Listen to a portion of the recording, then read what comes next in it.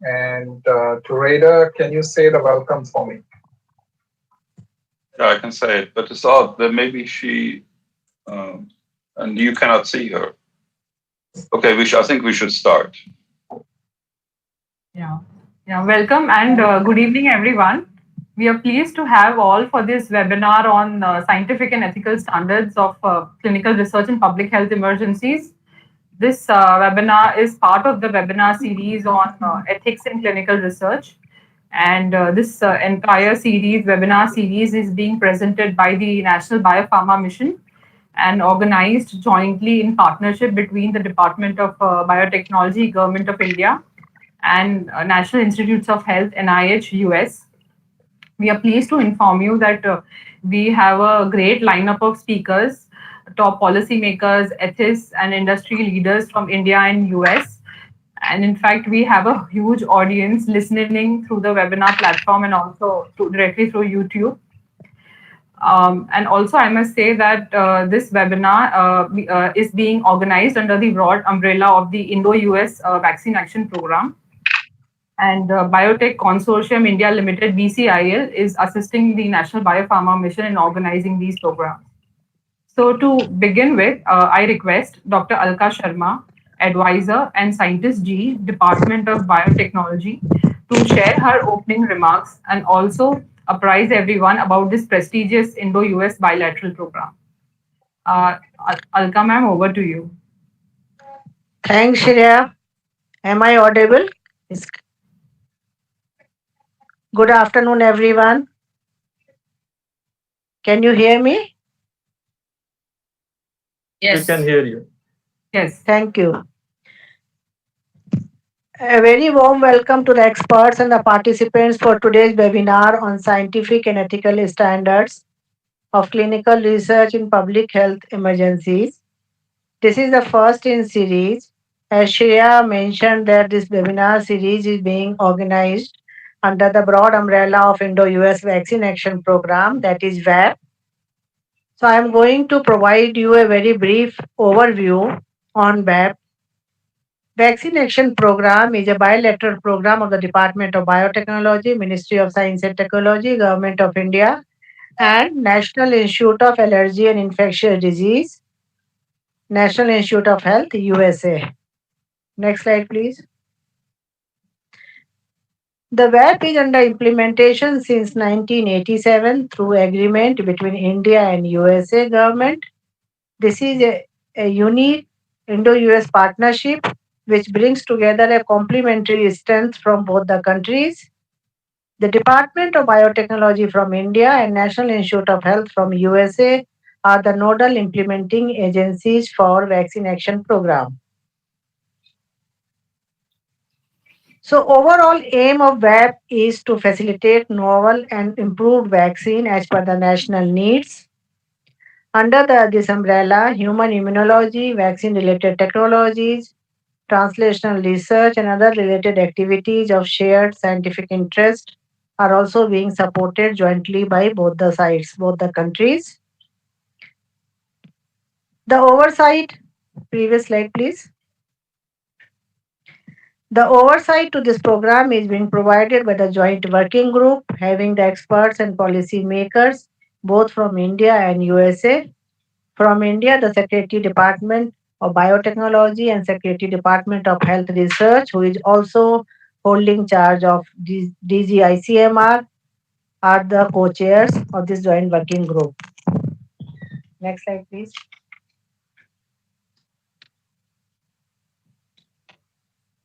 In this slide, you can see the activities which have been supported and promoted under the umbrella of Vaccine Action Program.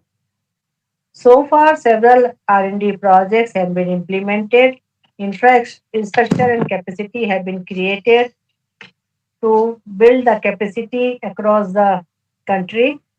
Since the emphasis is on development of vaccines, a number of projects to address fundamental research questions have been supported for human immunology, adjuvant research, and vaccine development.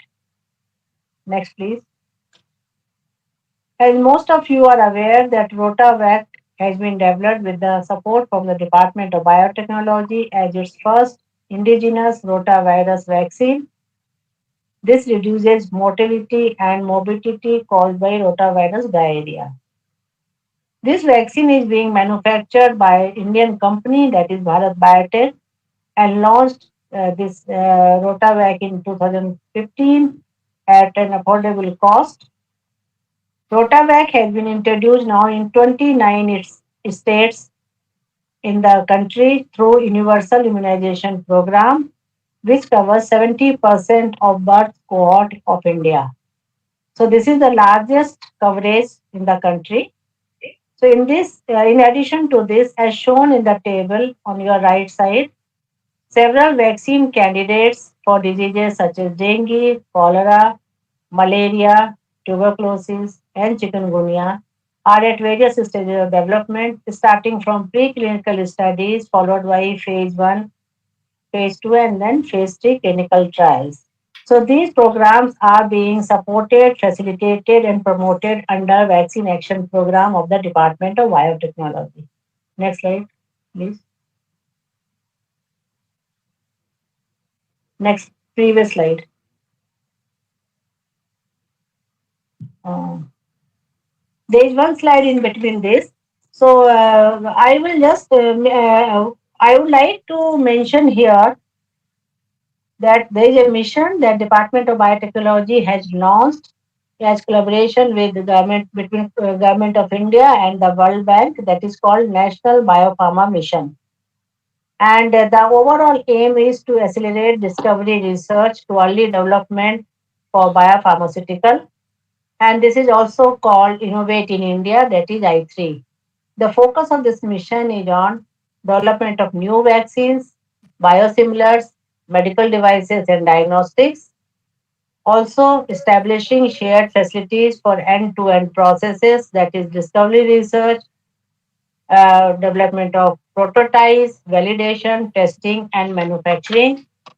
Or also, this mission also has the mandate to create and enhance technology transfer capacities and capabilities across the country. So, if you see, the overall aim is to make India as a hub for design and development of affordable, innovative technologies and products. Here we have partners from NIH and also we have our collaborators here today from USA. So I would like to mention that the India-centric preparedness innovation, that is India-centric CEPI program, which is aligned with the global CEPI, that is Coalition for Epidemic Preparedness Innovation, is also supporting Indian vaccine development efforts. So in nutshell, I would like to summarize here that a lot of efforts are being made for development of vaccine as per the national needs. So with this, I thank you all for participating in this, and sorry for the slide which is missing after this one. Thank you.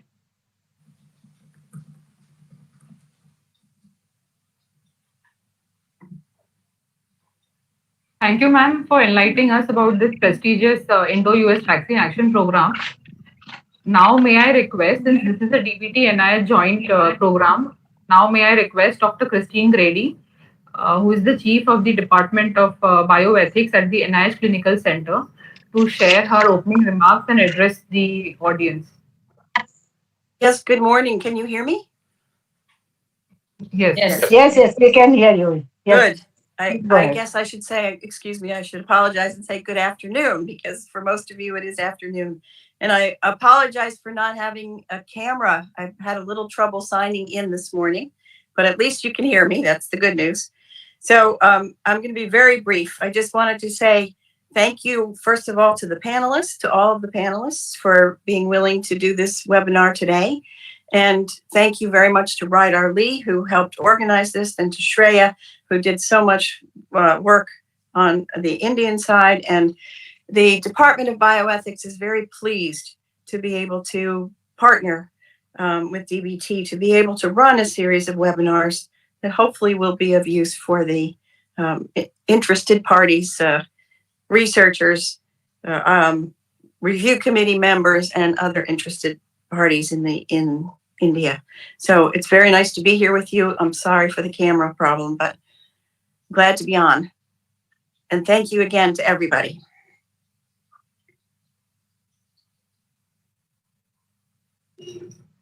Thank you so much, Grady. We are so delighted to have you. Now, without further ado, let's begin with the program.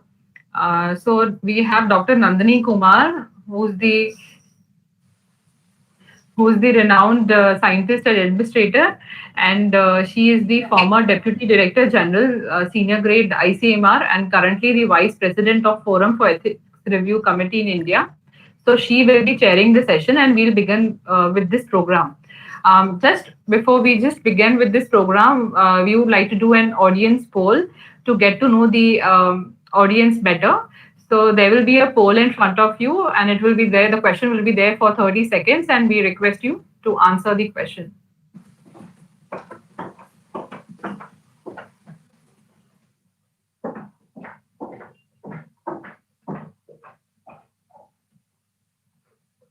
So here's the first question.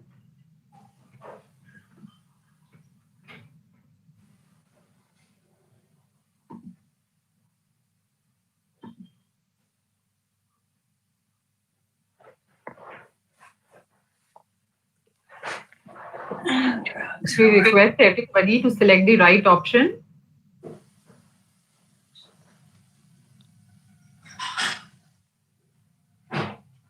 Now we'll go to the second option. By the way, the right option was the second option, which was false.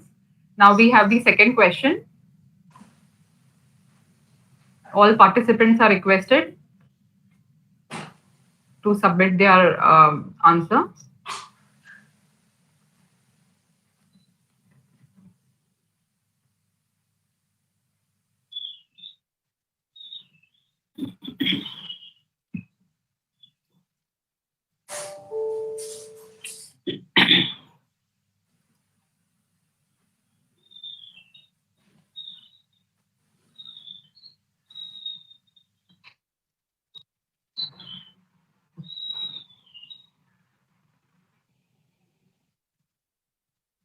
Thank you, everyone. So here also the right answer was the first option. So we are done with the initial beginning of the webinar audience polling. So now over to you, Nandini ma'am. We'll begin with the program. So very good evening and good morning, depending on the time zones from where we are having the audience. This session is actually going to talk about the balancing of research against the emergency needs in such situations. So the talks by various speakers would actually cover whether it is important or not to have randomized control and whether we can use placebos. Right? Are there any novel strategies that are available, newer methodologies that can be adopted, and also the selection of participants, how the informed consent process would be undertaken. It's a big question sometimes. And then the emergency use of unproven drugs, what comes under MURI, monitored emergency use of unregistered interventions. So we also need to know how we have to go about the approvals of such research, fast tracking, both by the regulators as well as the ethics committees, and then the compassionate and early access to the interventions. And I would also like to inform the Indians especially that there was actually an epidemic diseases act as old as 1897, but every time you have an emergency, it is invoked again. And the last one was invoked on March 11, 2020. We also have a Disaster Management Act 2005, under which you have the National Management Authority at the national level, at the state, district, and local level. And besides that, the other advisories that are released from time to time. So one has to actually abide by those directives. And here it all depends upon how the political scenario would be dictating these terms. So in India, when we talk of clinical trials in COVID scenario, we are also we should be aware that there are a number of projects where the herbals, the traditional systems are also coming into play. So that is actually a special area which will not be covered in this. And I would also like to inform you that for all these clinical trials, you need to have good clinical practice awareness.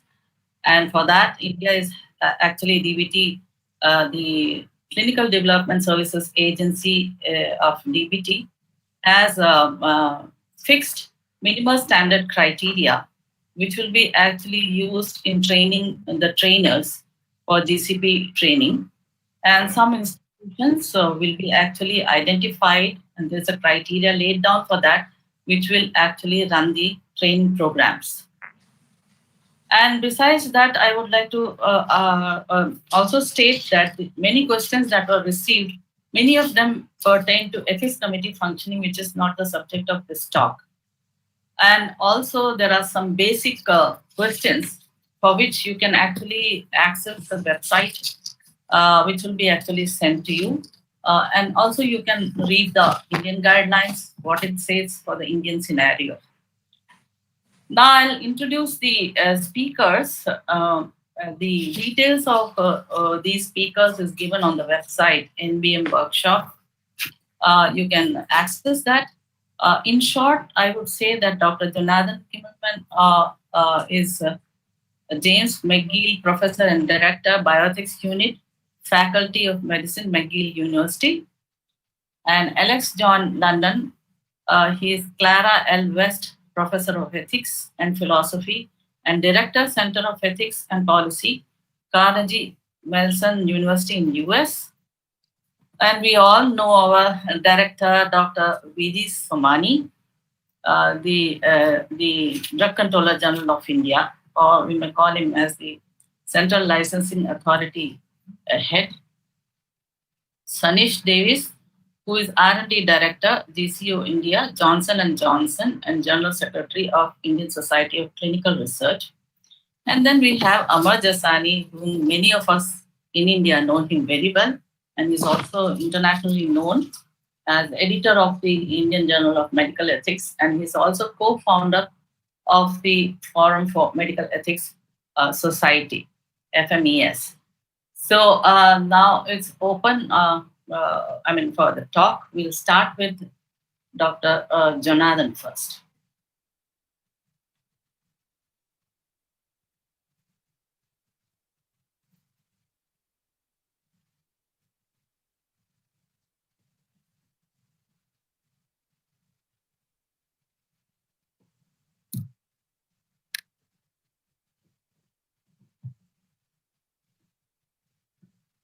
You need to unmute your microphone.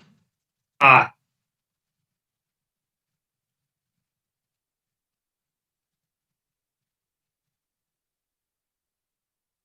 you hear me? Yes, we can hear.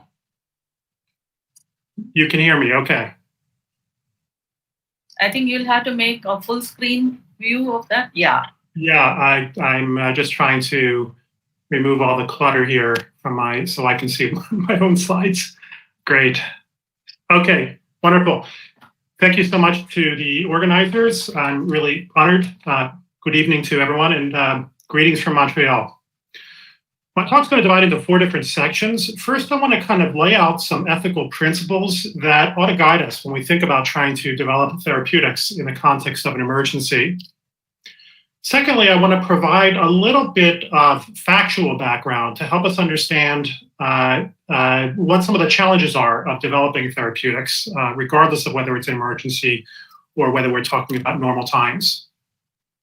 Third, I want to take those principles and those facts that I described in the first 2 sections and put them together to think about some of the special topics that the organizers of the symposium asked me to speak of.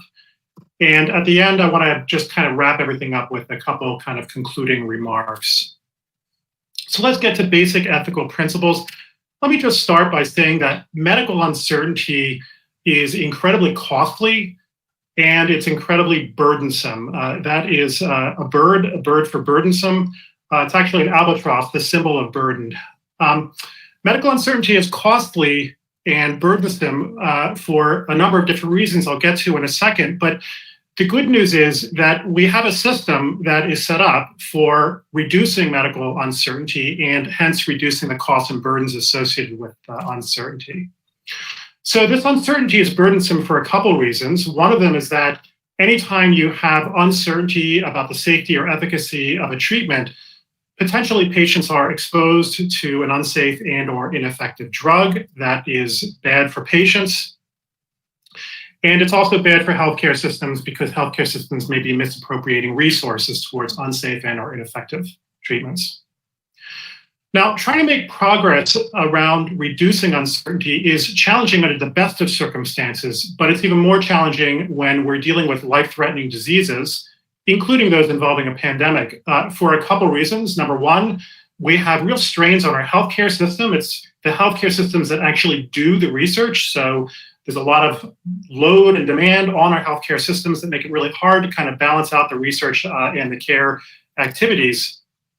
And secondly, oftentimes during emergencies, patients and the members of the public have really, really strong treatment preferences that can really frustrate our ability to design and implement proper controlled clinical trials. Regardless, there are three core principles or notions that really ought to guide the way we try to reduce medical uncertainty in clinical research. First, we ought to keep in mind that the very task of doing research is all about reducing medical uncertainty around new interventions. Secondly, in doing that, we want to minimize the amount of burden associated with exposure to unproven interventions. Anytime we test an intervention in a clinical trial, it's because we're uncertain, we want to reduce or limit the number of people who are actually exposed to a potentially unsafe or ineffective drug. Another way to think about this is that we really want to kind of maximize the efficiency of the information we gain per patient exposed to an uncertain intervention. And finally, because there are residual burdens associated with that uncertainty, we want to make sure that they are distributed equitably in our society. So those three principles basically fall out of basic ethics codes and ethics principles that have been articulated for decades at this point. Okay, let's switch to talking about some of the challenges of developing therapeutics. And I want to make three core points in this section. The first core point that everyone should bear in mind is that whether we're talking about pandemics or non-pandemics, most interventions that we put into clinical development never actually demonstrate safety and efficacy. Only about 15% actually succeed through that process. And that's the same regardless of what area, pretty much regardless of what area of drug development you're looking at. Some areas are a little bit better, some areas are a little bit worse. If we take, for example, viral vaccine development, my own group has done some work that says that only about 1 out of every 10 viral vaccines that are put into development and that reach phase 2 testing ultimately show enough safety and efficacy to get approval. If you subtract out influenza vaccines, which are fairly simple to develop for the most part, the number actually goes down to 3.3%. So very slim odds when you put a drug or vaccine into development that you're going to have a safe and effective product. And that's also true for lots of other areas. Pediatric cancer drug development, only about 4% of drugs that go into the first stage of testing actually will demonstrate enough safety and efficacy to get a license in the United States at least. The second point people should bear in mind is that most of the gains we make in medicine are incremental. I think a lot of us have a model in our mind of penicillin where you have this kind of game-changing intervention that immediately in the first trial, yields a huge, huge benefit. But in fact, that's not really exemplary of what happens in medical research and medical advance.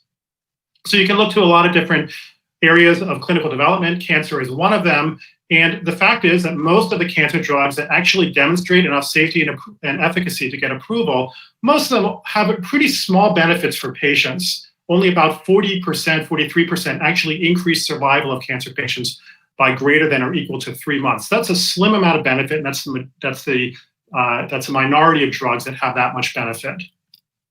You can also look at this a different way. If you look at development, let's take hemophilia, development of hemophilia gene therapy. Again, a lot of aspirations for this, really changing the experience of what it is to have hemophilia.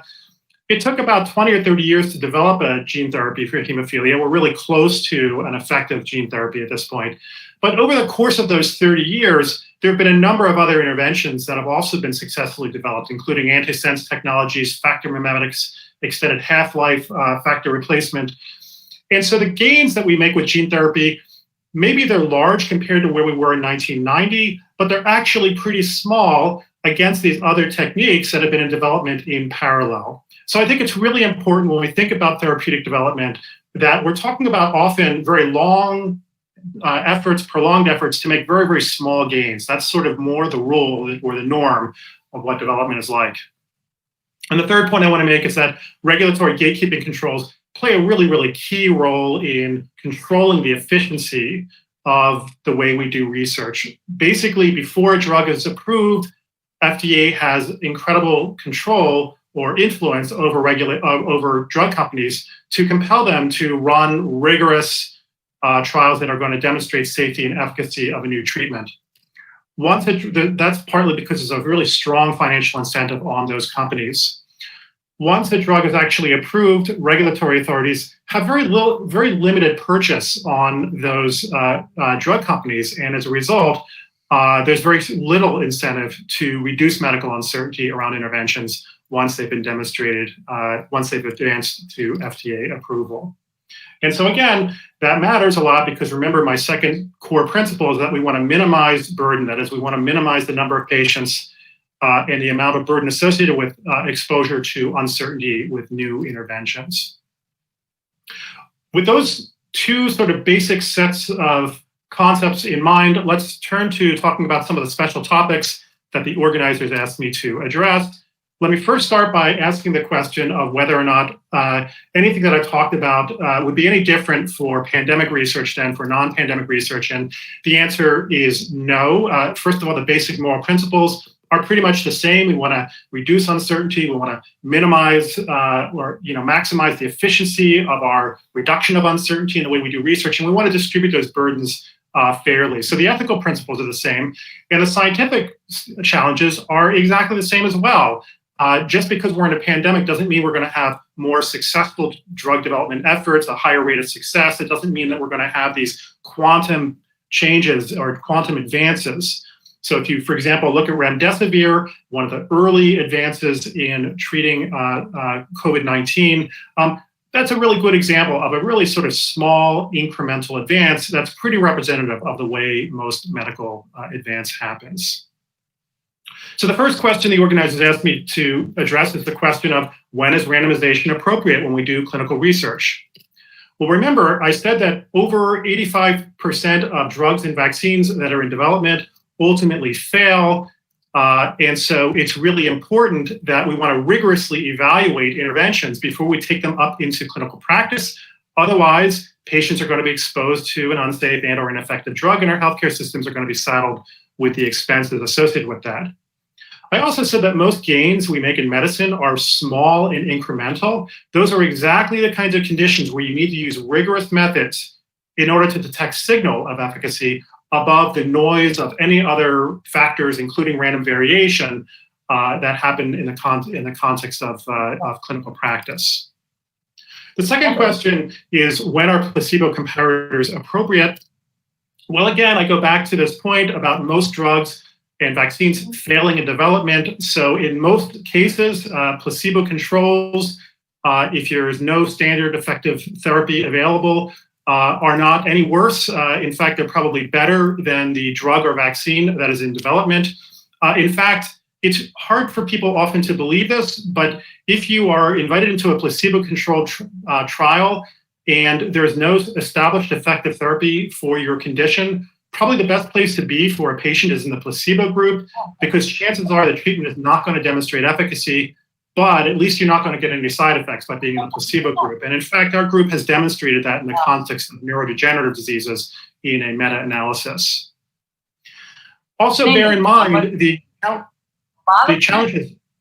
I'm sorry, someone saying something? Okay, I'll continue. So I think that it's important as well to recognize that when we're talking about pandemics or disease outbreaks, there's often a lot of uncertainty about the natural course of illness. And case fatality rates or natural course of illness are really less natural and biological than we might think. If you look at case fatality rates of a condition like Ebola, that's going to be dependent on an individual's ability to access a healthcare system, the definition of a case. It may also be dependent on evolving management strategies and different strains of the Ebola virus. And as a result, our case fatality rates with Ebola across at least since 2000 have ranged from 20% to 80%. Those are exactly the kinds of conditions where a comparator is going to be critical, because if you don't have a proper placebo control and you see 80% survival, you have no way of knowing whether that 80% survival reflects a pharmacological benefit of your intervention or whether it represents an improvement in the case fatality rate that's happening because of evolving management strategies and changes in case definition. What about alternative study designs? I'll mention 3 really quickly. Oftentimes people resist the idea of randomized trials by saying, well, we'll just collect real world evidence. I think the notion that we can replace randomized controlled trials with real world evidence makes 2 assumptions. The first assumption it makes is that all variability in clinical practice and patient outcomes is entirely distributed randomly, which is definitely not the case. And it also assumes that any source of variability is knowable in advance and can be statistically controlled for. And I think it's hubris in the realm of medical research to think that we can anticipate all sources of variability and control for them and build them into our statistical models. So randomized controlled trials get us off the hook of having superhuman powers to be able to anticipate every source of variability in clinical outcomes. And the other point that I want to make is that when we collect data, real world data, those are collected in healthcare settings. And the data that are recorded are driven by the goals of delivering care. They're not driven by the goals of delivering research. So for example, criteria for disease response might be different in a clinical trial. It might be standardized where they're not standardized in clinical practice. So in other words, data bear the marks of their origin, and that can really introduce a major confound into any attempt to use real world evidence. So real world evidence, a very terrible way to, generally speaking, a terrible substitute for randomized trials if you are serious about trying to maximize the efficiency with which we reduce medical uncertainty. A second alternative technique, large simple trials. This is great on the one hand. On the other hand, you end up tying up, these are randomized trials that enroll 20,000, 30,000 patients. The UK is really fond of these approaches. The one downside is that you end up tying up a lot of resources in a single hypothesis, which might not be great early on in a pandemic.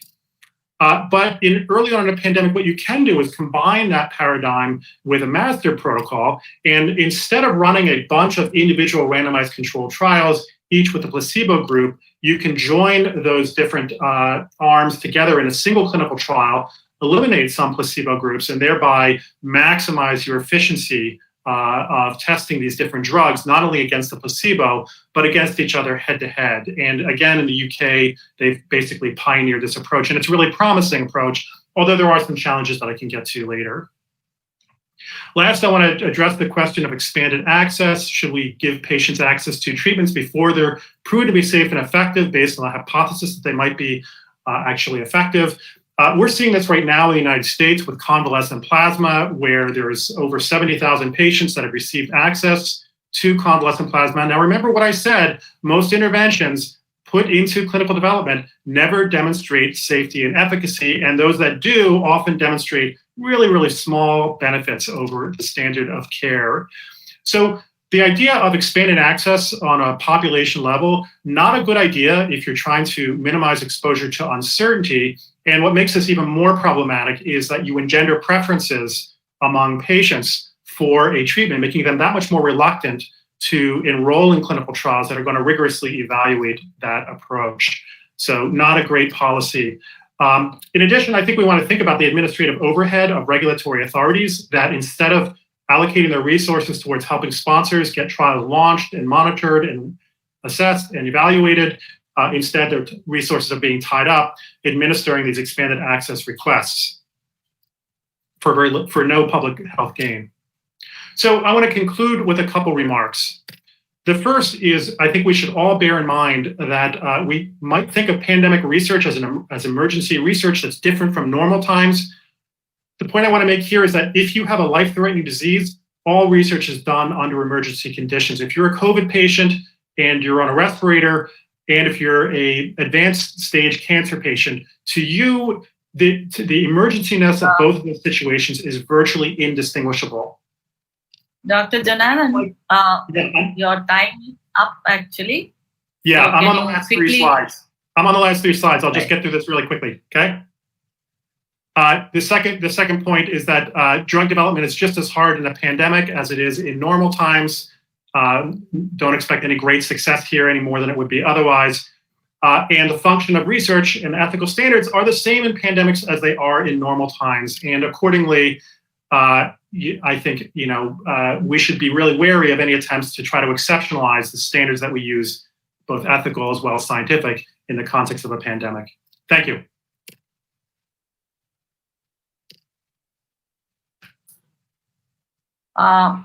Thank you for that. We have the next speaker, Dr. Alex, coming in. There'll be actually a little change in the order that we had decided first. So after Alex, Sanish should be presenting. Is that okay? Okay then. Every speaker has only 15 minutes. Okay, can Thank you see my slides and can you hear me? We can.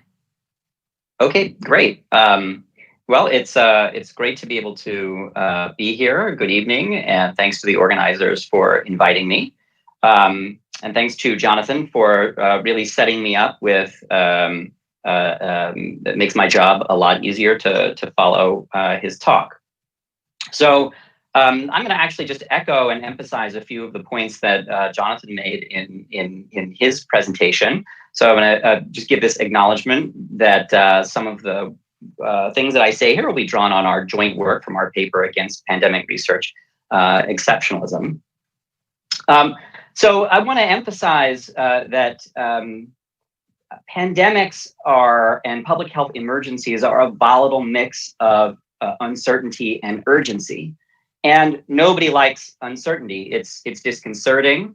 It breeds fear and division.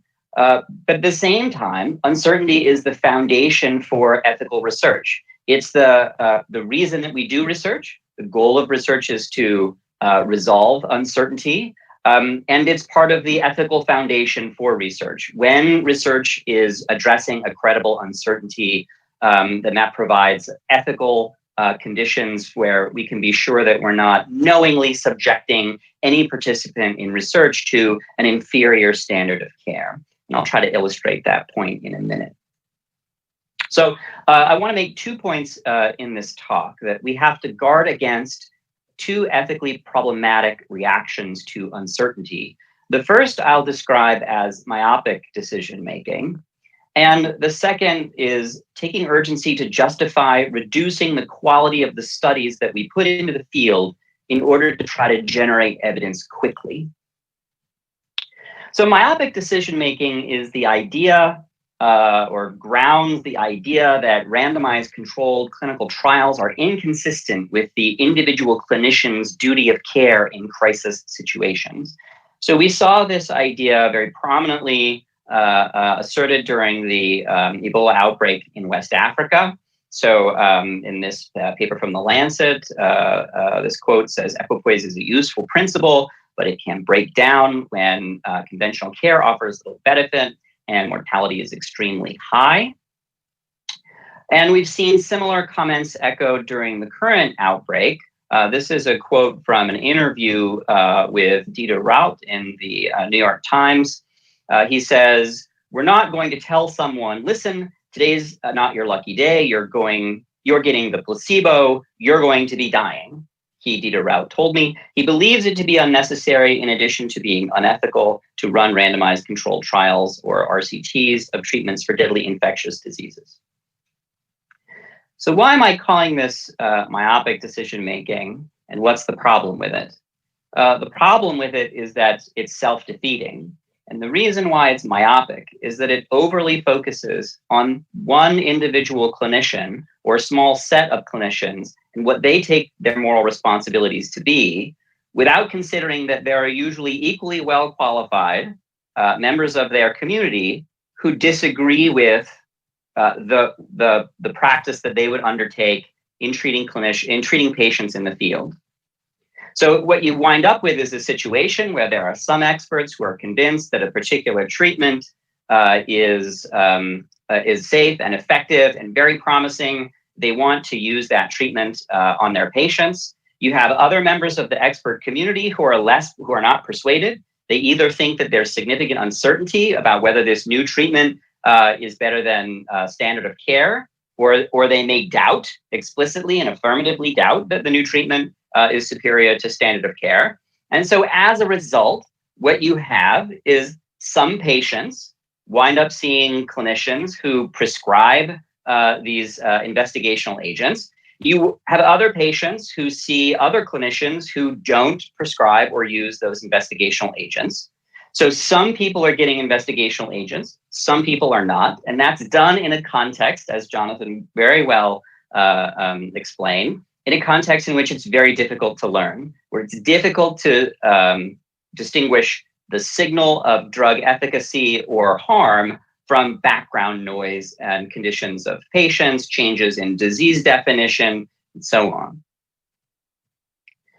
In a randomized controlled clinical trial, some patients will also receive investigational treatments and others don't. And so at that level, an RCT is no different from the situation in which clinicians provide an intervention because they believe it works and in an effort to try to help their patients.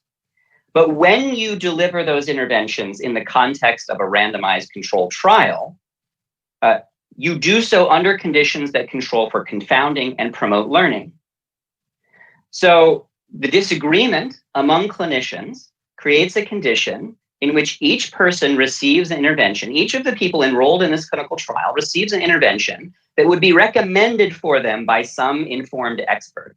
But because we randomize them to which intervention they get, that controls confounding and allows us to form a clearer picture of the relative safety and efficacy, or lack thereof, of these investigational agents relative to the standard of care. So refusing to conduct a clinical trial because a few people believe that an investigational intervention offers a therapeutic benefit is self-defeating.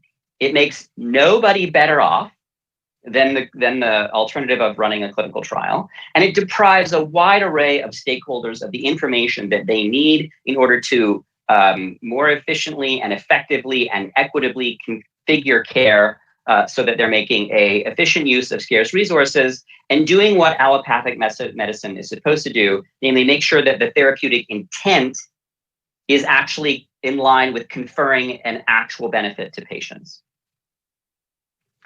The second point I want to make is that I want to address now the idea that a pandemic justifies putting into the field, reducing the quality of the studies that we put into the field. Commenting on problems with the route study of hydroxychloroquine, Kim and colleagues say, given the urgency of the situation, some limitations may be acceptable, including small sample size, use of an unvalidated surrogate endpoint, lack of randomization or blinding. And our concern is that these aren't merely some limitations. If studies have these limitations, their ability to distinguish signal from noise and in order to provide reliable evidence about intervention merits is crippled.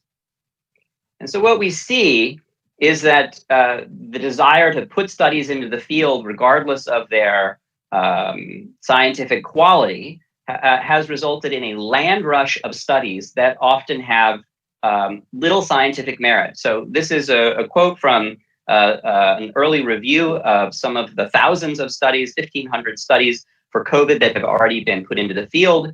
The authors say, even before results are known, most studies likely will not yield meaningful scientific evidence, at a time when rapid generation of high quality knowledge is critical. So what we're seeing here is the proliferation of small studies. Of the 1,551 studies for COVID-19 that these authors identified, only 238 planned enrollment of more than 100 participants. 640 of these were observational studies. The early trial of hydroxychloroquine, whose scientific merits have been criticized by some of the authors on the slides I've just shown. Nevertheless, the degree of excitement generated by that drug has effectively siphoned a huge amount of research to explore a hydroxychloroquine-related hypothesis to the detriment of our ability to explore and recruit patients for other promising interventions. So in this STAT article from July 6th, of the 1,200 studies that had been launched at that time, 1 in 6 was a study of hydroxychloroquine. Of the 685,000 anticipated participants in those studies, 35% were to be enrolled in studies of hydroxychloroquine. And in retrospect now, it's possible for us to see that concentrating so much of our effort on that one clinical hypothesis was a highly inefficient use of our scarce resources. Also, here's a systematic review of 25 mental health studies that were related to COVID-19. 0 of them pre-registered their study design, primary outcomes, and analysis plan. Only 7% included an a priori power analysis, and 10% used random sampling methods to recruit participants. So as Jonathan illustrated nicely, the problem with poor quality studies is that they're usually only able to detect a penicillin-like effect, a silver bullet. But most clinically meaningful effects are rarely silver bullets. Small, uncontrolled trials very often show misleading signals of promise. So trials whose purpose in the earliest stages of development is to lay the groundwork for later phase 3 studies routinely show signals of promise that are not confirmed later in large-scale confirmatory studies. And so these small studies that lack methodological rigor then leave stakeholders to read these confounded tea leaves and try to anticipate in a post hoc way what was signal and what was noise. So my contention is that some evidence now can actually be worse than no evidence if the evidence that we generate now is misleading. It can be worse because it can shift practice behavior without proper warrant. So enticing signals of promise that turn out to be unreliable, nevertheless can shift practice behavior. Shifting patient preference without evidence of benefit as well. So this we've seen in the United States that it's been difficult to recruit patients into early studies of hydroxychloroquine. When people thought it worked, they were unwilling to be randomized to a study that would randomize them to standard of care. And once evidence of adverse cardiac effects emerged without clear signal of offsetting benefits, then even for other hypotheses that were being explored in studies, for instance, pre-exposure, post-exposure prophylaxis, again, it was difficult to recruit patients because they were worried about side effects without any offsetting efficacy. This kind of seesaw effect of public perception without a basis in sound medical evidence doesn't make anybody better off, but it prevents the studies that are needed to detect a presence or absence of a meaning clinical effect from being able to take place. And that, in effect, winds up then with an inefficient use of our scarce resources. And some of those resources are the willingness of individual people to enroll in these studies in order to generate the evidence that we need in order to know how to better address this pandemic. So I want to say that it's a false dichotomy to say that either we act on the available evidence that we have now or that we wait for research to generate better evidence. You hear this all the time. I think it's a false dichotomy. Research itself is a responsible means of responding to uncertainty. Within the context of a well-designed clinical trial, you are providing access to investigational interventions to the people who are enrolled in the study. but under conditions that control for confounding. In the presence of clinical equipoise, this state of uncertainty or disagreement between experts in the field, no participant receives a level of care that falls below what would be recommended for them by at least a reasonable minority of expert clinicians. But these studies will quickly generate the evidence that clinicians, health systems, policymakers need in order to discharge their moral responsibilities. This is my last slide, so I will close with this. Rather than taking the view that in a pandemic, what we need to do is cobble together the resources that are available to us and put studies into the field regardless of their scientific and social merits. Our position is that what we have to do is foster a greater degree of coordination and collaboration where we can pool scarce resources in order to design studies that are going to make an appreciable contribution to the reducing uncertainty in the pandemic. This makes sure that these studies are important, that they're designed to address a key evidence gap, that they use a rigorous design so that both positive and negative results from the study will be meaningful, that they have analytic integrity so that their designs are pre-specified, their analysis plan is pre-specified, that they engage in proper reporting. So there should be, the reporting of a study should be consistent with that pre-specification, and it should be situated in a context that's free from hyperbole. This is feasible, but it requires a level of cooperation and collaboration and the use of designs that are flexible and adaptive. And I would say it's important that we do this in the context of a pandemic. It's equally important that we take some of these lessons and import them into non-pandemic contexts, because the waste of resources and patient contribution is no more justifiable in non-pandemic contexts than it is in pandemic contexts. Thank you very much for listening. Thank you very much, Alex. Both the speakers actually talked about methodologies. Now it is the turn of the pharma view. And Sanish, I request you to make the presentation. Yeah, thank you, Dr. Nandini. Let me just bring up my slides.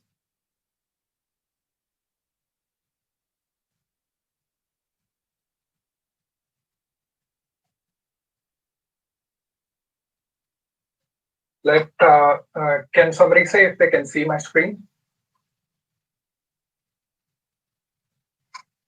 No. Now we can. Okay.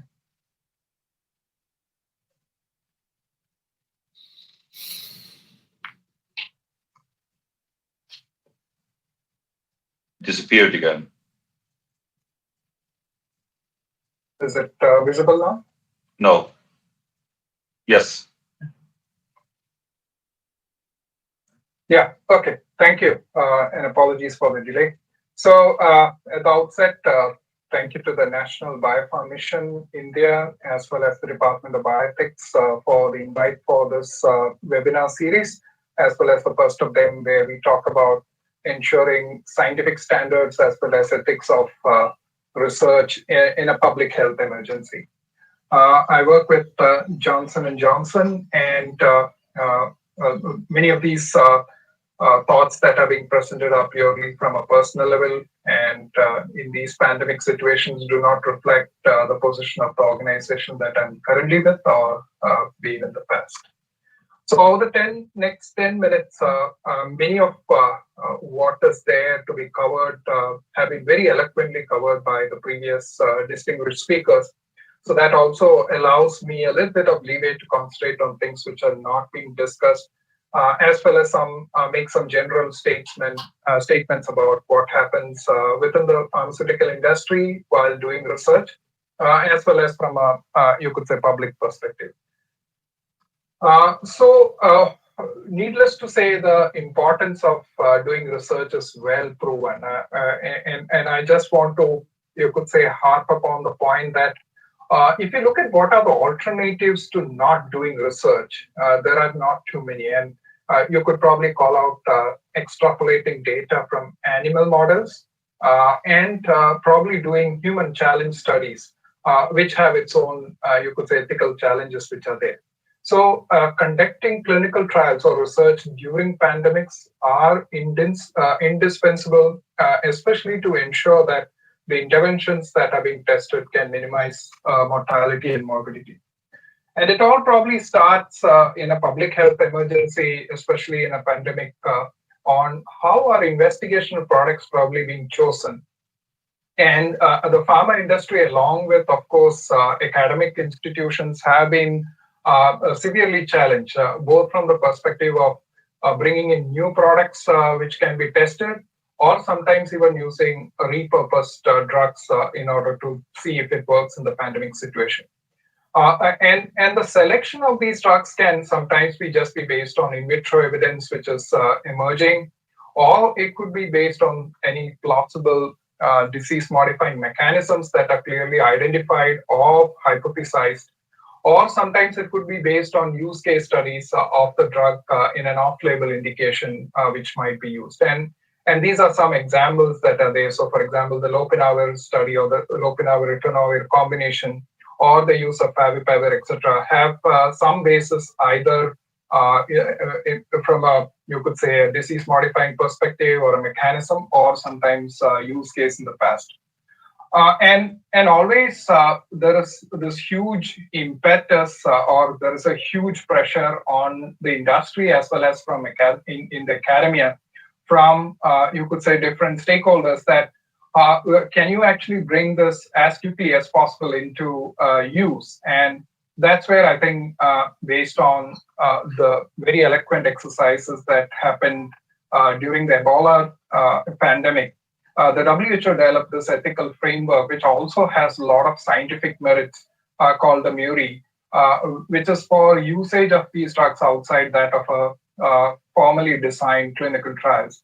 And it gives several criteria as to what should be the conditions that should be there in order for you to actually think about using a, you could say, unregulated drug in a patient. So while you could think that drugs which are already new or sometimes are not at all used for a particular condition can be used under this ethical framework, every effort should be made to make sure that there is formalized randomized control trials which are designed or conducted in order to ensure a proper evaluation of these therapeutic products. The study participants are also a very important part of the scientific design principles of the study. And sometimes it's as important as to identify participants with the right disease eligibility.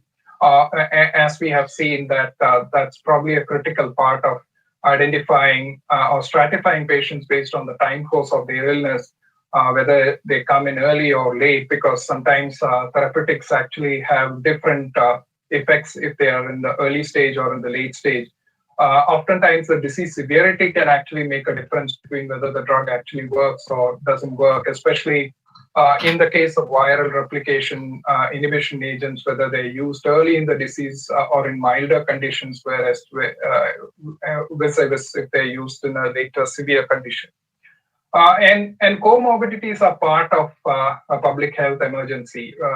Diabetes, hypertension, etc., are so common in many of these patients who usually are succumbing to these illnesses that it makes it important not to exclude them in these conditions. Similarly, use of concomitant medications are also something which needs careful thought because they are sometimes part of the standard of care for that condition. And it needs to be evaluated as to what is their ultimate effect on the study endpoints or the effect of the drug. Sometimes you would also want to not take vulnerable population into these studies, especially pregnant women or others, if there are like unproven effects of the drug on embryonic teratogenicity, or a simple administrative reason like a lack of insurance which might be there in a clinical trial. And those are important parts of, you could say, deciding on the study. We also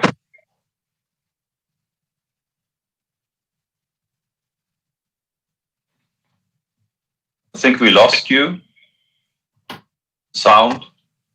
Can you hear me? Yes. Hello. Yeah. It's also important to talk about the study designs and endpoints. Especially, we talked a lot about the randomized control study. We have ongoing studies from the WHO and others who are there. Jonathan and Alex also did talk about the master protocols and platform trials, which are increasingly being used in, you could say, industry studies as well as in academia studies. And they have their own, you could say, benefits in many ways. Also, a lot of it is also boiling to use the adaptive designs. Data which is got from early patients can help in adapting the treatment for later patients.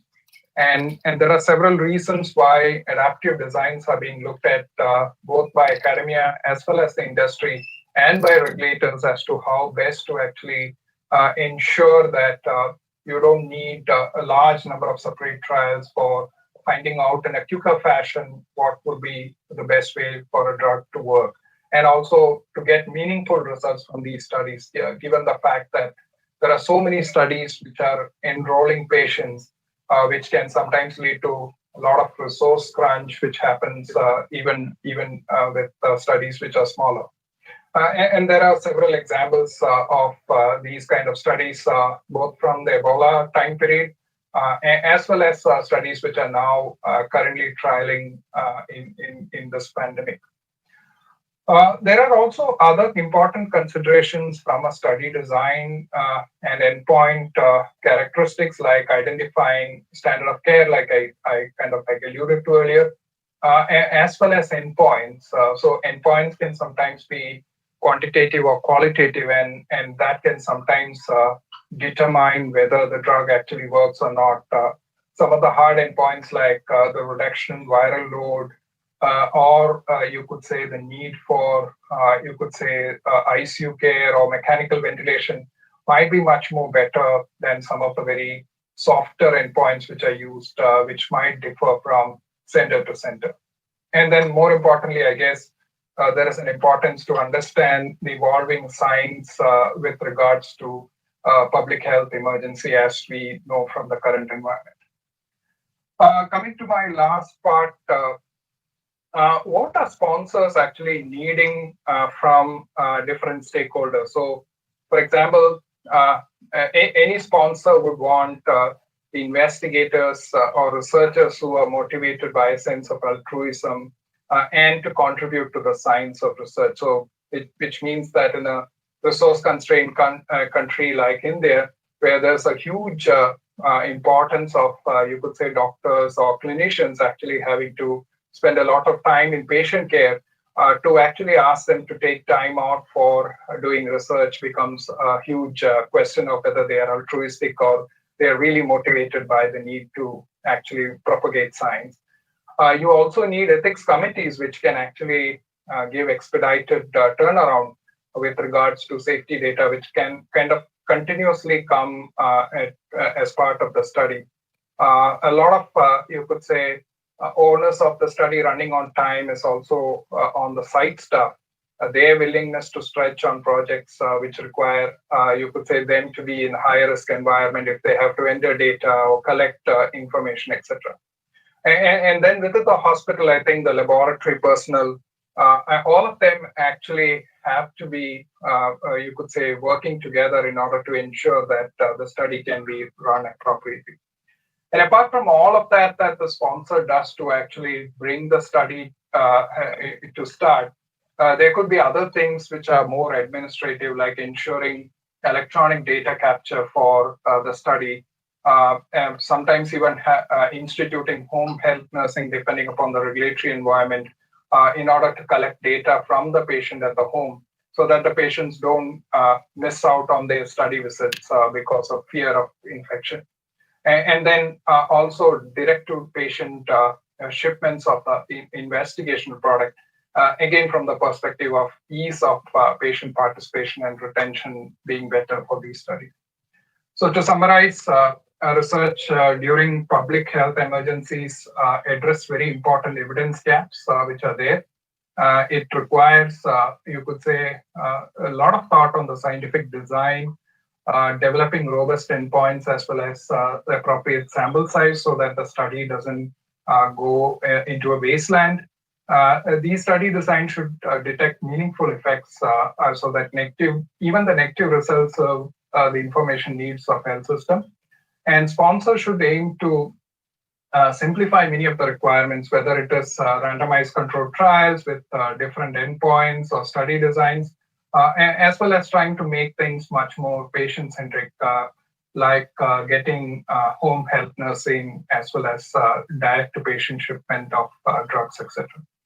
So once again, thank you so much for the opportunity and look forward to the questions later on.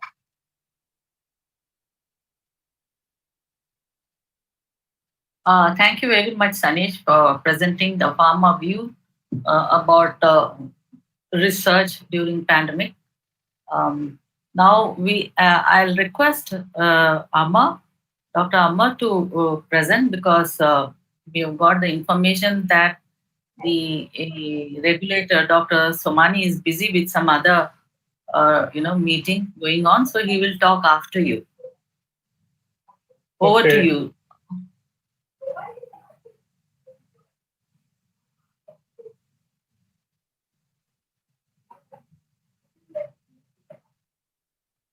Is my screen coming? Oh.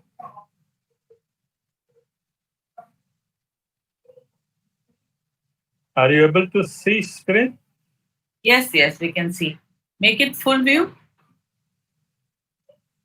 Okay, yes. How about it now? Yeah. Yeah. Okay, thanks a lot for this opportunity to be here in this webinar and to do some reflection on what is happening in India, but in the context of the pandemic, which is a global one. And I hope I should be able to bring out some of the issues which may perhaps interest the audience internationally and nationally. I would have loved to hear Dr. Somani before doing this. That would have given me some idea about how to respond to the kind of regulatory mechanism that he is heading in India and some of the controversies in last few months. Anyway, this is a journal that we publish, and I'm sure some of you know about it. And we have the last two issues were focused on the COVID. So, we have been providing a platform for debate on this subject. What we are going to look at is a global public health emergency and what is happening to science and ethics there. Look at scientific and ethics standards, which were talked about by the previous speakers. Then also go into another area of scientific work during pandemic is about what happens to the transparency. Are we really becoming more transparent, or are becoming more secretive in the way research is being carried out? And how the publishing of the science is going on, and how it is interacting with the politics. Politics is very, very important. We can have a very idealistic view about how to do science, but the science ultimately gets articulated in real life. And we have a society within which to work, and each society's context is different. Looking at the pandemic, what I realized was that for long, in many meetings, I was told that LMCs don't have good ethics standards, and because of that, they get exploited. The issues of ethics dumping and a lot of debates have taken place. But I found that in this global emergency, almost every leadership is found wanting. It doesn't seem to be the only characteristic of the underdeveloped countries, but even the developed countries are not able to provide the kind of standard that is required. What Dr. Alex and Dr. Jonathan were discussing and debating within the in some of the aspects within the developed countries, where there are strong differences of opinion. They show that yes, they also lost some of the big opportunities because there was no consensus about what should be the standard of science and ethics. They also had the same problem where the regulators were arm-twisted to provide, clearance to some certain drugs which were not having the right kind of efficacy for the treatment. Only thing perhaps is different is that in this context, there are differences in quantitative manner.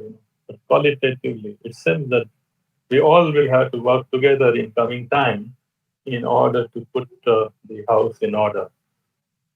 The other thing that I find at the international level, the crisis of morality, is that in order to respond to the public health emergency, we are very strict about how to curtail the rights of people.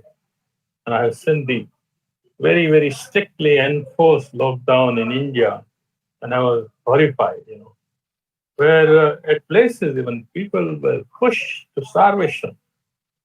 And but it was for the larger good of the society. However, the same power was very feeble in controlling the businesses of healthcare, whether it is pharmaceutical, whether it is the hospital sector. And if you look at Indian situation, the number of petitions lying in the Supreme Court and the High Courts to get some kind of regulation to ensure that the people really get the access.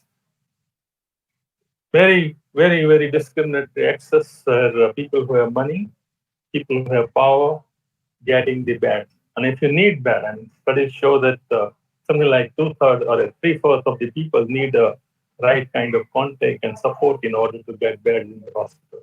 It is not because of the absolute scarcity of beds, but the wrong kind of people getting admitted in the bed when those who really require hospitalization not getting.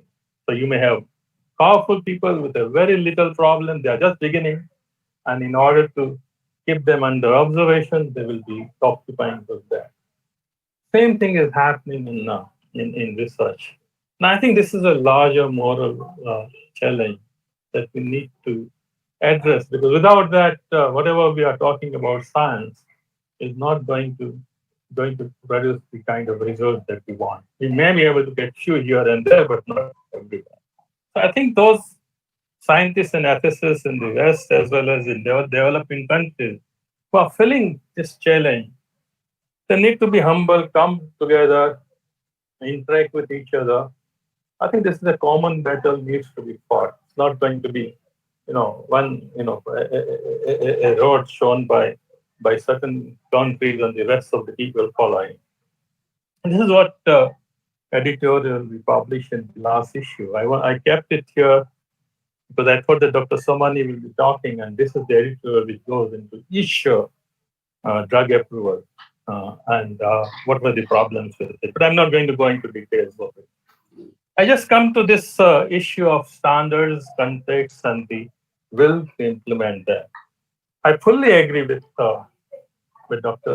Alex and Dr. Jonathan that we need to do very good studies, in order to ensure that the earliest possible time we are able to find a solution. The uncertainty needs to be removed by doing excellent studies. So most of the ethical guidelines that I have seen so far, including our Indian ICMR guidelines, they say the standard of science and ethics in emergencies are not very different. They have to be upheld. You can speed up things, but you cannot cut corners, either in science or in ethics. Again, the clinical trials are done on people and patients, the healthy ones in vaccines, that do form a context that cannot be ignored. I think that's where I would like to make a differentiation, that what happened in Ebola epidemic, there were two types of people. There were scientists and ethicists who felt that equipoise was not there. But there are also activists and the aid workers who are working in those countries, as well as the representative of the other health workers in those West African countries. They felt that Well, people are not ready to accept RCT with placebo control. There is a huge amount of anger. And the anger was directed at a discrimination where they found that some people were provided unregistered experimental drugs, while common people were not provided. And so, to even tell them that half of you will be in the placebo was fraught with some kind of danger. So that's one that issue was very live, and I participated sometime in September 2014 in the WHO discussion, and most of these people who came from the ground level, they were very uneasy in using placebo. They said that, well, you can do that, you can use it when right condition comes and the people support is there. So it's very important, and that is the area of what we call community engagement, telling people why you need to do the kind of research that is required. I think we have to win our people. As a scientist, we cannot live in ivory tower. We have to go to the people and explain to them. And we have to see that our explanation is stronger than the explanation of politicians who are going to try to ride on the wave. The Mayori is another example. Mayori was developed from the concrete context, but the way Mayori has been implemented, at least in India, I was really flabbergasted. This is not the emergency use that as we have seen it. Here you find that as soon as this clinical trial, is there, they also provide the emergency access and emergency. Phase 3 is still is going on. After phase 2, emergency access is given and available openly in the market, and everybody is prescribing left, right, and center. It's not provided free of charge. State doesn't buy it and make it available. Everybody has to pay. So there's a black marketing and that kind of stuff. This is a very important issue here, is that while we can debate about what is right design, whether Mayuri is good or bad, but in all of them, most important part is that do we have will to implement whatever we decide to do. Some of the clinical trials done in India, phase 1 and phase 2, with 30 patients. And not only they are given emergency, approval, they say phase 3 it will be waived. At least in one case, this is what I have seen. And we'll just, look at the phase 4 clinical trial and see that there is a good pharmacovigilance, which as Dr. Jonathan was explaining, there is a very little control of the regulator that once the phase 4 is done. So, in the current context of pandemic, at least I found that in India, the participants are not unwilling to participate in traditional RCTs with the placebo control. What is problematic is that the scientists and the ethicists are not able to come out in open and explain to people in a very well manner. What is happening is that the regulator is not able to ensure that there will be good community, engagement, and the right kind of messages will be given out. And there is no regulation where the emergency access, when provided, is done in a very strictly regulated manner and not in the open market as it is happening now. So the present assertion of exceptionalism comes not from the participants, but the other powerful forces. And that's what I saw. The exceptionalism talk is coming from politicians more, from the people who are big stakeholders in this. They seem to be arguing more rather than people. There are certain people's group also. I know that for CHIM, there is a control human infection. There is a whole website where tens of thousands of people are committing to participate. But those kind of things are not so stark in a country like India. My third point is about transparency. I expected this kind of pandemic to open up research, but everybody feels that since people are sacrificing by giving away some of the democratic rights, the scientists, the researchers, institutions, the sponsors and regulators will be more open in informing the people. That is not happening. Even those practicing pandemic exceptionalism are not ready to make any exceptions in the business practices and keeping secrecy. On the contrary, the business model of science has become extremely traditionalist, and it doesn't allow, to peep into the people. We still have to fight for transparency when the pandemic should have forced all to open up. Even when the information is said, it is not done in the timely manner. We have regulatory practices which were having certain confidentiality there. But even when we have a subject experts committee's minutes, it doesn't provide you much idea. It just says these are the 2 points. That is the decision. No explanation why such decisions are taken. Nobody comes to know what exactly is happening and the basis on which the clinical trials and drug approvals are given. I think this part is very important. Why can't all the sponsor make their protocols public? In vaccine, they were not making public. Now at least 2 companies have come forward and made it public. Have they suffered anyway commercially because they made the protocols public? Why didn't they do it from the very beginning? There were, serious adverse events reported. Why can't they come out with more information on the subject? It's not there. I think we have a really, as an ethicist, an obligation to the society to come out and make our voice louder about the transparency. I think this is the best time to institutionalize transparency, data sharing, and system of accountability. We don't know. In India, at least, we are not able to find out what is the conflict of interest of the various actors, the researchers, the people who are in subject expert committee. Nothing is made public.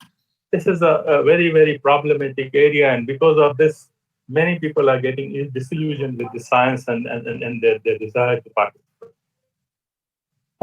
I think this public scrutiny is very important, otherwise there will not be a good accountability.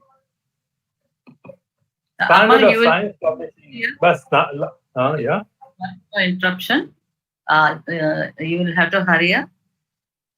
I have just 2 slides, so I just finished it. So standard of science publishing is another issue, and we know what happened in the Lancet. In India at the moment, there is a massive debate going on with the way Sero survey is published in Indian Journal of Medical Research. So the editorial lapses, the political interference from the political establishment as well as the publishers are seem to be increasing. There's also a lot of preprint material coming out and being picked up by the media, and they informing people in the manner which may not be conducive to create good support base for the science. I think this also needs to be looked at during this kind of pandemic. If science has to keep its things in a better manner.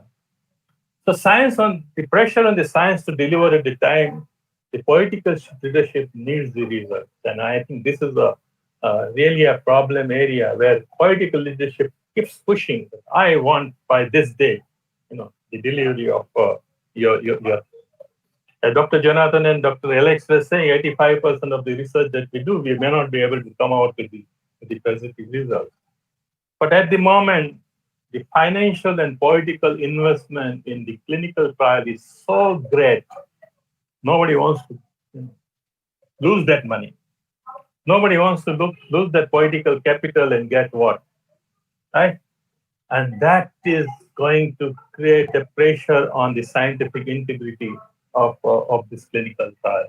How are we going to ensure that this integrity is not violated if we do not make them to come out with more transparency and more public scrutiny? So I think there is a formidable challenge for us in keeping up the high standard of science as well as ethics.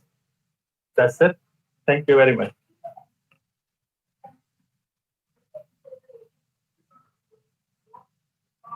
Thank you very much, Amma, for presenting most of social values. Now we have a poll, and after that, the regulator will join us. Shreya, over to you.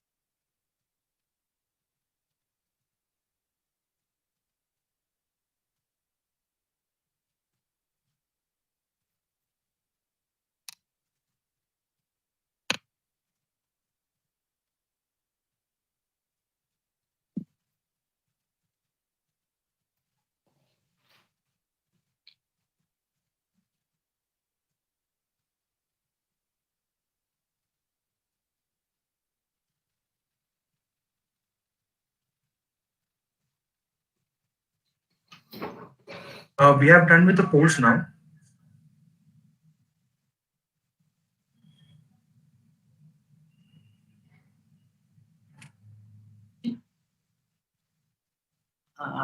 Just a moment.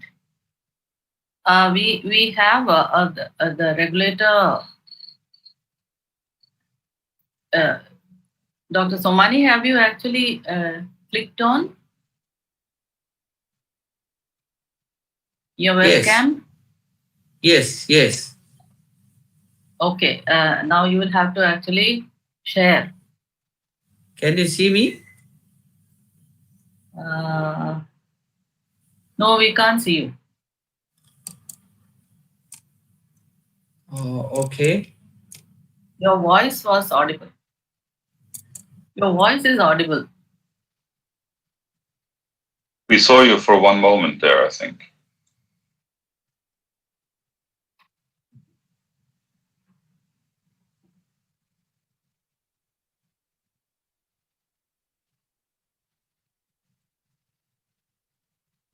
It has disappeared again. Somani साहब अरे क्या साहब जी Yeah. Huh. Okay. Okay. So he is restarting again.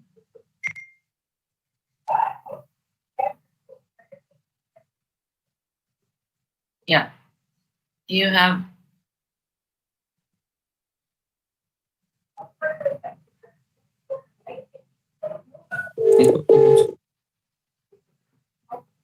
Um. Yeah, it's There coming is back. need help in sharing the PowerPoint.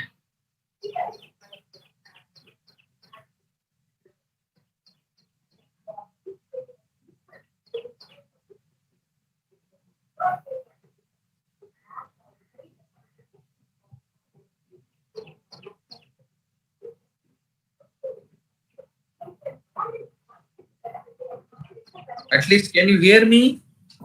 Yes. Yes. Yeah, we can see you also. I really thank the organizer. I'm not able to share my PowerPoint presentation. I'm getting some technical help. It's showing that show my screen when ready. Hello. So this is a after very interesting discussion by Alex and Jonathan and Omar Sanish. Uh, the basic thing what we are trying to discuss is whether the ethics and the standards are they different during the pandemic and during the peacetime. And everybody has almost said that they are absolutely not different. Rather, in fact, during the pandemic, the ethical issues becomes more important to be handled more carefully, and we have to take the measures for handling those issues. In addition to what, because during the pandemic or such kind of health emergencies, we have unusual situations like that one we have faced during the lockdown, and where sometimes the physicians or the treating doctors or the researchers, it becomes difficult for the patient to go to them or them to go to the patient. So these are certain situations, and on the second hand, certainly there is a when such kind of things come suddenly, there is a requirement and need and expectation from society, public, that there should be some kind of treatment. इसको upload करना है. Just try that. Some kind of treatment. I'm just talking till such time I get some help for uploading.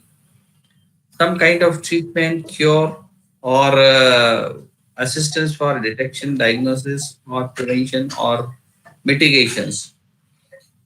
So, in this regard, we have, as a regulatory provisions, we have come out with the new drugs and clinical trial rules. Before 2019, these rules were different, and now these rules are there in the place, which takes care of the ethics, as well as also the part of the compensations, and also in cases where the things can qualify for the fast track or accelerated approval process, where you can jump to the queue, and also certain amount of fastness be done in such cases. And the new drugs and clinical trial rules contains various provisions for promoting scientific and ethical. The most important is ethical clinical research as well as development and approval of the new drugs. So, as I told you earlier, the registration and control over ethics committee, which are conducting the trial and research, only for the trial was there, for research was not there, and that is now introduced into the Drugs and Cosmetic Acts and the clinical trial rule, so that there is a kind of a surveillance and a kind of a monitoring mechanism in that. With regards to the fast track and accelerated approval, there are specific provisions that where fast track and accelerated approval in pandemic emergency situations or serious life threatening diseases or unmet need can be done. So accordingly, hello, Hello, am I we can, yeah, we can hear you. yeah. The serious life-threatening diseases causing serious permanent disability, or for where there is a unmet medical need. So specific provisions are given. Then come when it comes to emergency use of the drugs which are not approved, which are under trial, or drugs which are approved outside and on compassionate ground, they are to be approved.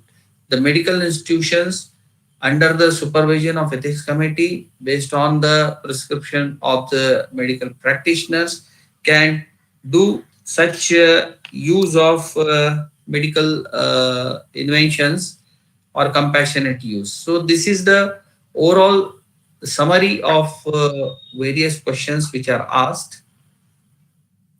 The basic thing which we want to communicate is what is our actual experience. The standards of the ethics are ideally actually more meticulously followed and more meticulously seen during the public health emergencies whenever there is a research is happening in a controlled fashion.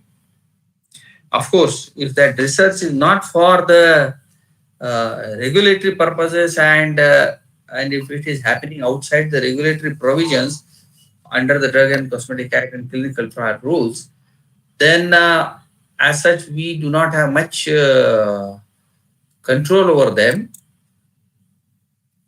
But as far as when it is happening, a hardcore clinical trial, which is going to be used for as a clinical evidence for obtaining some kind of regulatory benefit in their prescribing information or approval, then such research and such clinical trials are regulated and also observed more meticulously.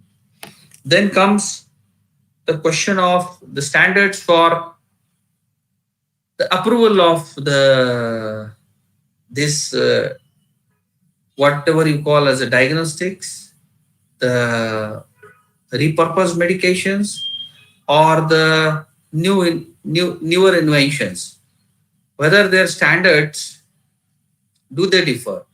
Absolutely, they don't differ. Then the timings of the approval. This emergency use authorizations which are given in various parts of the countries, they are mostly for whether it is for the repurposed drug or whether it is for the drug which is which has been under trial for longer time and has proven certain benefit. At this point of time, even the benefits are not proven completely to reduce the, if we take the examples of the COVID, reduce the mortality in comparison to, but there are, as first two speakers said, very well, there are, in comparison to the earlier inventions, the benefits are marginal or incremental. At times, when we discuss these things amongst the subject expert committees give their thorough, thoughtful process on that and whether it will be useful in the given circumstances. They make the decision. What is the difference in India? Whenever we have given any kind of such restricted emergency use, we have continued it with a certain conditions which are not there otherwise, which includes the informed consent, active surveillance, and which has to be not only done but also to be submitted to the regulators so that it doesn't remain as loose as. And in India, phase 4 clinical trial, their endpoints may be different, but as far as all ethical principles which are required, as the moment you call it as a clinical trial under Drugs and Cosmetic Act rules, are not that uncontrolled. They are also controlled and regulated as far as its ethics, collection, data integrity are concerned, in the same fashion as other trials are regulated. So this is the brief understanding of what are the ethics during the peacetime and research time, what are the standards of approval, what does the emergency use authorization means, and how it is followed up. So that's all from my side. I can't see anybody, but I have there is some problem here. I think hope you hear us. you were given the presenter permission, but I think somebody closed it. Okay, no problem. That was the problem. But please stay with us because there would be some questions. I'm there now. Can you see me? Because I don't see anybody. We can see you. Okay. And you look good, don't worry.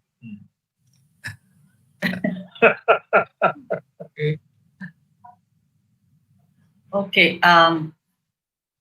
Now there are actually some questions. I'll actually direct it to different people. Let me just take that out.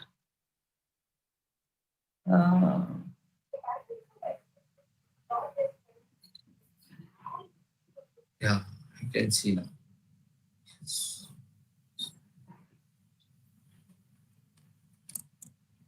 Okay. So do you think that present clinical research is being influenced by pharma? So Stanish and Somani to answer that. Stanish first. So it depends upon from what perspective is the question being asked. Influencing would mean that if we want to actually do more of clinical research, trial more of, you could say, investigational products, making sure that it runs according to regulations as well as the established norms of ethics, then you could say that yes, pharma tries to actually influence the process. But it would be counterproductive for the pharmaceutical industry to actually push through, you could say, unproven medications without it having being trialed or without it undergoing the proper set of clinical trials as is required. Because it might be a short gain, but in the long run, it will certainly have a lot of issues, not only from an economical or you could say a reputation perspective, but it could even harm science itself. And that's not something which I think pharmaceutical industry would be keen to actually have. Dr. Somani, your response? Yes. So clinical research definitely is conducted by pharma, and they fund that. They encourage that. That part is definitely there, and also they are eager to see the results also, because they run it as a project, and that is a fact. But when we come to when we try to say the influence, and that's where the role of ethics committees, regulators, scientists, subject expert committees, and all other things come. Influencing doing the research, facilitating it, and actually seeing the speed, that's a different thing. But when it comes to its results and utilization of its results, there they don't have any role. They have only a wish, but there is a strong mechanism established at least in India. I can say with a very proud experience. Of course, there is a long way to go. Also, it's not that as it was a long back with regards to the results, outcome, and utilization of that outcome, and also utilization of that outcome for individual utilization by the prescriber or putting it into a clinical management protocol of a certain our country or the state. I don't think I don't see that they have any influence. If at all there is, it becomes a very counterproductive. That is my experience. I'm sharing in the last few years of experience. Would the other speakers also like to respond? Well, since two Indians have spoken, so I have to give a dissent note, isn't it? I mean, it's a basically you see that the trials are done by the pharma company. That itself creates a conflict of interest, a kind of interest where they are interested in ensuring that there are less hurdles there. Regulation is a hurdle, ethics is a hurdle, whether we like it or not for them. I have been interacting, sitting in the ethics committee and otherwise. Most of them like that. The second part is that we have to just believe your words when you say this. There's nothing to prove what you are saying. That's why I was saying that where is the transparency? You have subject expert committee, Dr. Soman. Do I know each one who is there on the subject expert committee? What are the conflict of interests? How do you select the experts for a particular trial to give you input? Right? What is the justification they provide? Their review report, they never made public. How does an outsider come to know that there is no influence taking place? What I see is a subject expert committee's minutes, which is 2 or 3 points. We don't know from where it has come. We have no access to the protocol that they have read, what they really actually discuss. Nothing is there.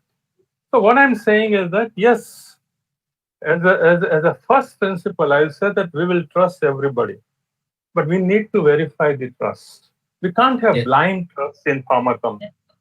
Exactly. And that's where it's for the vaccine trial, for even doctors' behavior and all kinds. Whatever you take, trust is important, but trust must be on. Which is not there.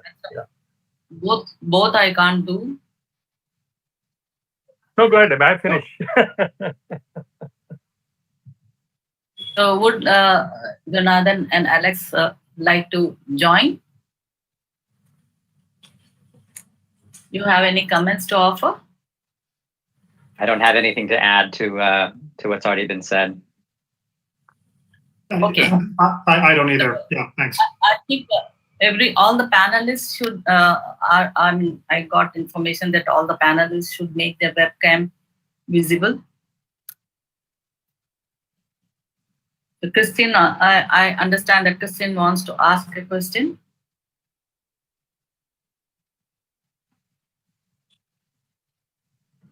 Christine, over to you. Okay, while she comes on, Joseph, you have any question? Yes. Thank you, Dr. Nandini, and thanks to all the presenters for really interesting presentations. My question is a question about process. So it seemed as though everyone agreed that the ethics of clinical research doesn't change when we're in an emergency.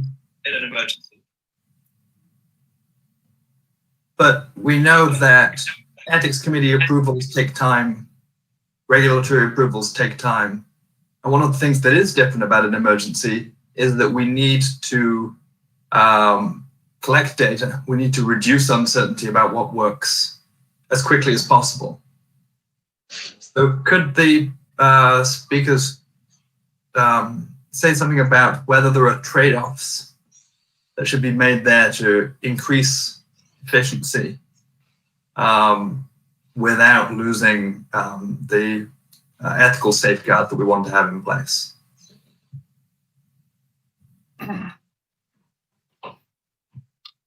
Anybody coming forward? Related to ethics committee approvals. Like I can start with something. I'm sure my other panelists are going to have more wisdom than me, but yeah, I would start by saying that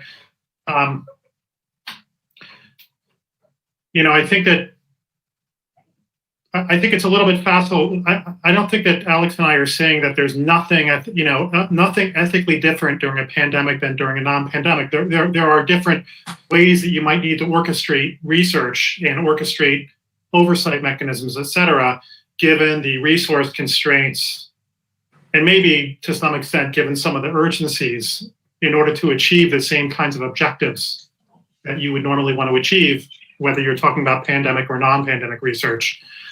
To the question about ethics review, for example, one of the responses to the 2003 SARS outbreak, in Canada at least, was to create ethics review mechanisms and systems so that you could sort of prospectively get a protocol reviewed, sort of fill in the blanks, later once you have the details of an outbreak, to modify the protocol so that you could develop protocols and get ethical reviews more rapidly so that you could initiate protocols in places where you had to worry about disease extinction.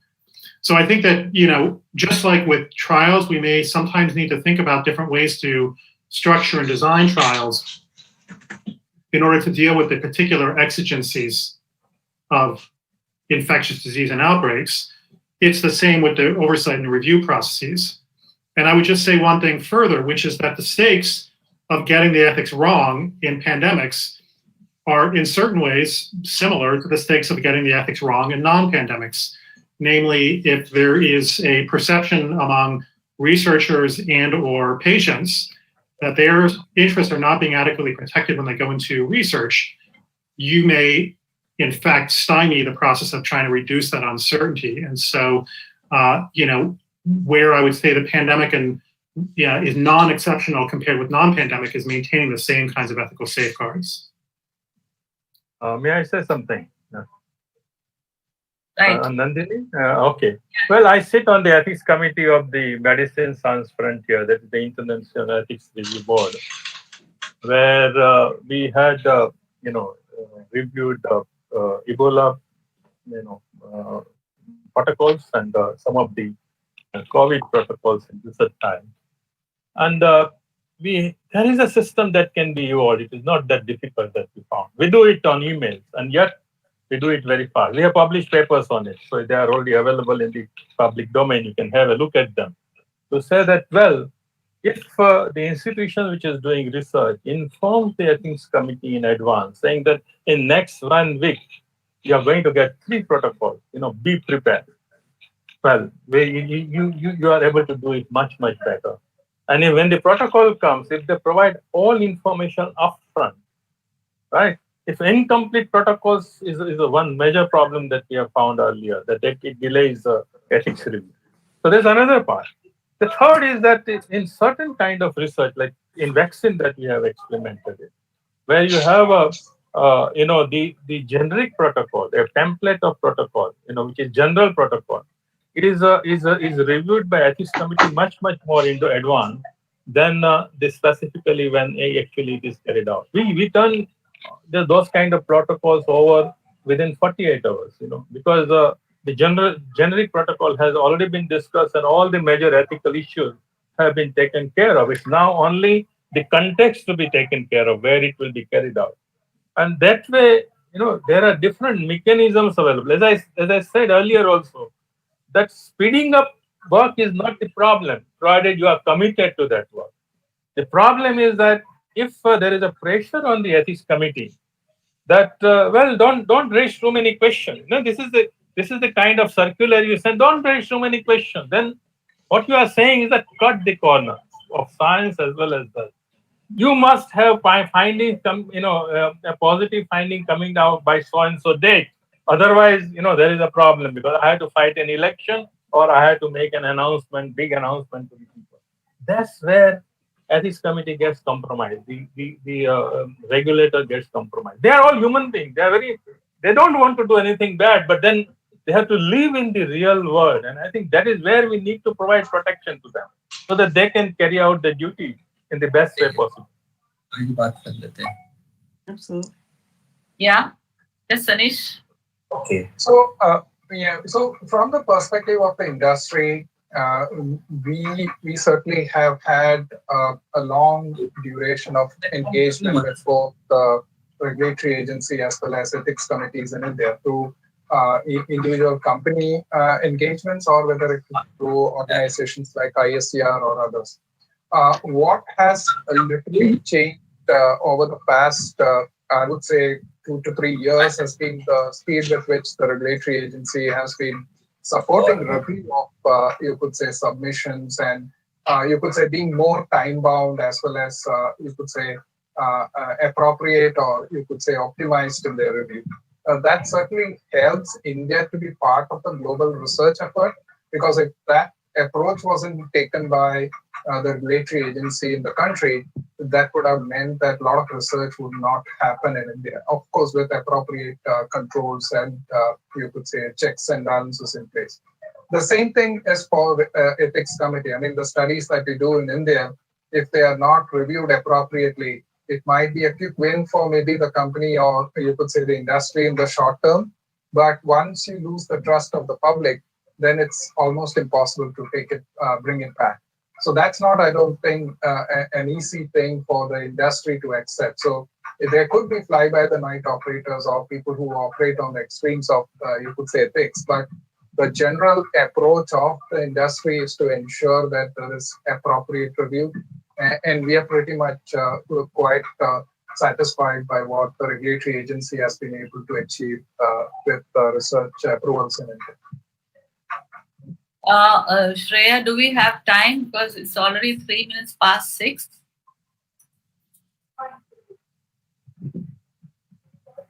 Can we take one more question? Yes, I guess we can have one more question. Okay, this is actually, I wanted to add to this that the Indian guidelines 2020 meant for ethics committees in COVID scenario, it is actually expressed there also that it has to be a rapid process. Within 24 to 72 hours, you are supposed to give approvals. And I also understand that the pressures are there on the ethics committees to clear. I have myself experienced that, but I have stood my ground on some issues.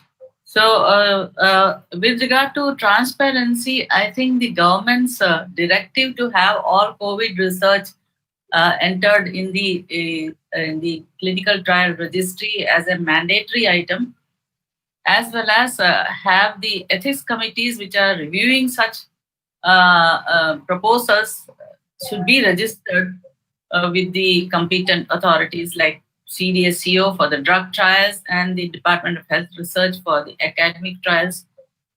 And also the informed consent document, whether it is for practice or for research.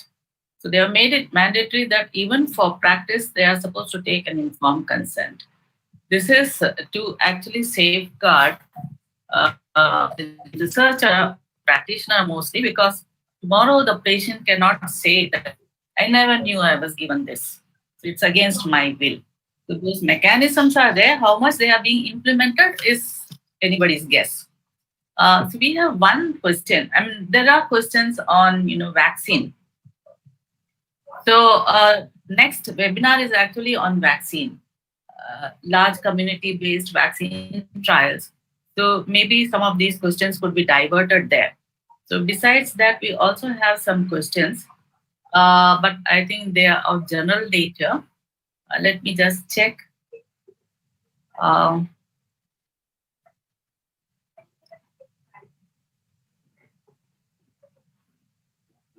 Since you are doing it, I just wanted to say that when we talk about transparency, just saying that the ethics committee are there and their names are there are not sufficient. They are taking informed consent is not sufficient. We need to have those documents being available in the public domain. I think it is very important that the protocols are available in public domain. They are not having those kind of stuff. We don't have a statement of a conflict of interest of all these people. Subject expert committee, ethics committee members. Nothing is available. We have to just trust them. I mean, I say I'm ready to trust them, but also on the trust. That is what I'm asking.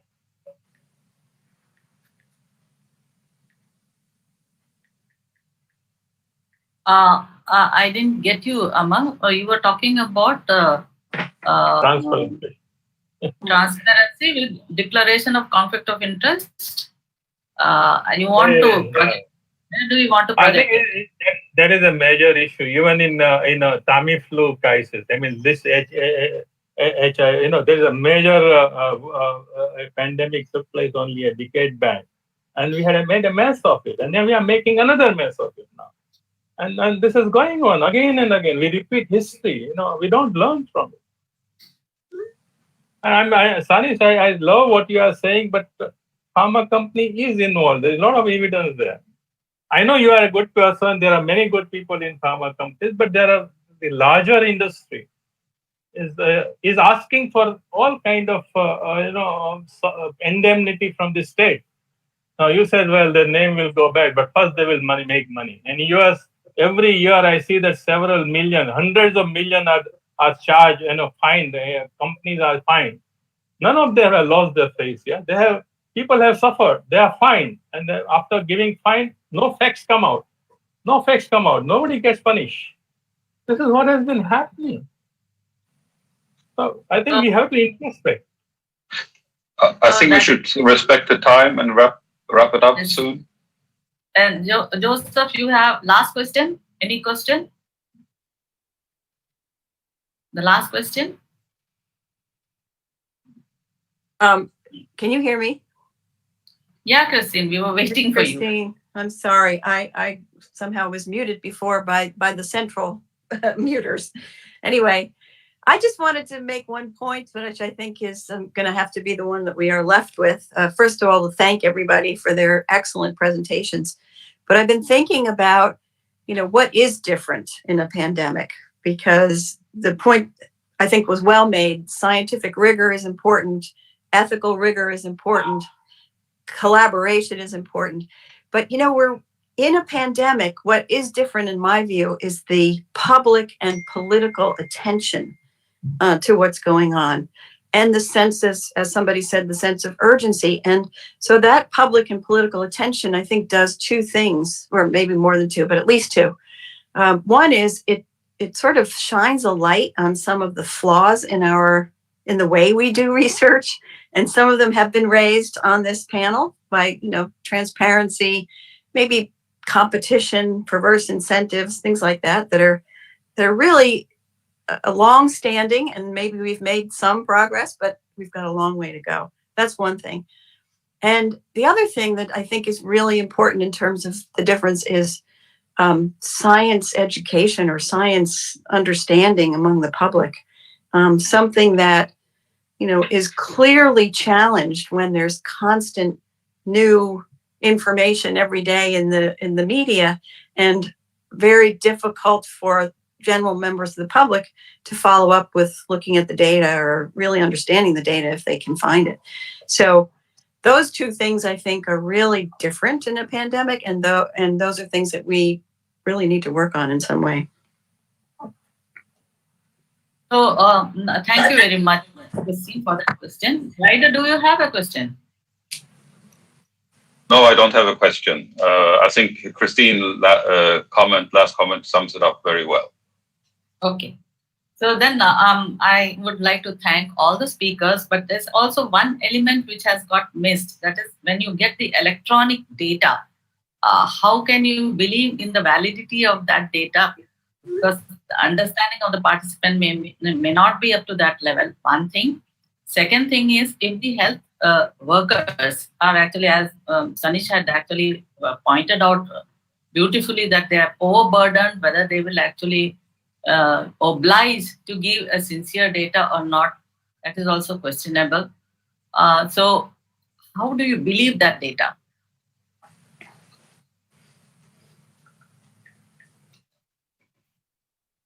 Anish? Are you able to get good Yeah, data? My comments on you could say the requirements for you could say sponsor companies to actually get good data hinges a lot upon many of these stakeholders who are part of the clinical research, right from the regulatory agency, ethics committees. You could say the investigator, the site personnel, the laboratory where the institution is based in, all of them have to come together to actually make sure that the data is good and it serves the purpose. And we also strongly believe that even if it is negative results, then it should actually stand the test of scrutiny. Because that informs a lot of, you could say, further studies as well as the need or lack of need for further studies. And we try as sponsors to make sure that some of these elements are taken care of. There can always be public health emergencies where some of these elements cannot be completely be under the control of anyone. So we try to do our best. We try to make sure that as much thought and you could say efforts go into making sure that all of this come together. Okay, then, thank you, all speakers. Summing up, the emphasis was that whether it is pandemic time or normal time, of course, we say new normal these days, the scientific as well as ethical requirements are same. And it should be, it should have quality. And I liked the word that Alex used, myopic decisions. It should not be taken under these circumstances. Can alternatives be used? There's no proper answer even to that. We are really in troubled times. We really don't know. Misinformation is what Christine actually highlighted. And then what to believe, the negative results or positive results. It's all a confused environment right now. Sponsors' role is very important because of the supply chain has to be maintained. That's very, very important. We had difficulties about that. And then Amar talked about the secrecy and the transparency, inequitable distribution of resources. All those points are very, very important. And overall, the political and business,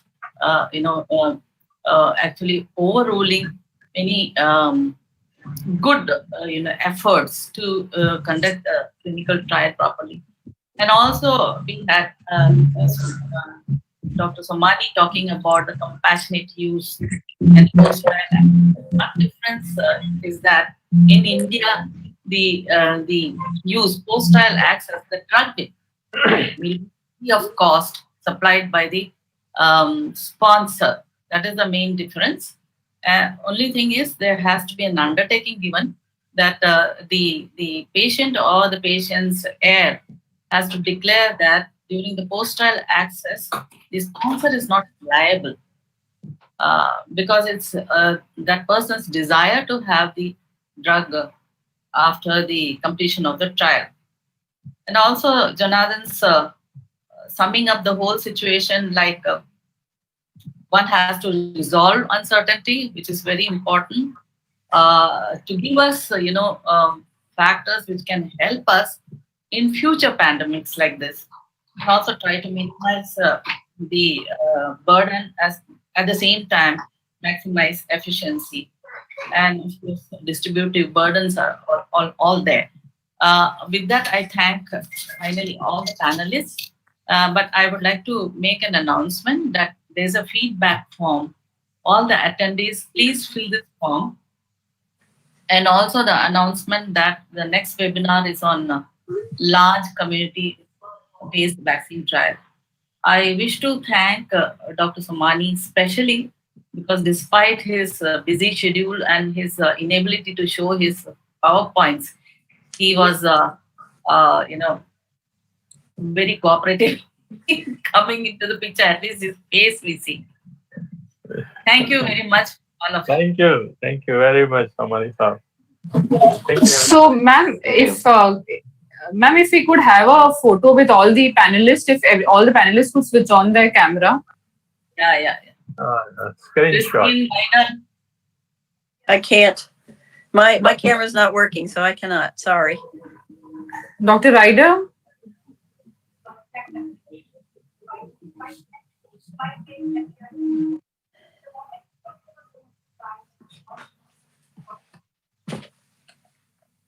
Hi, David.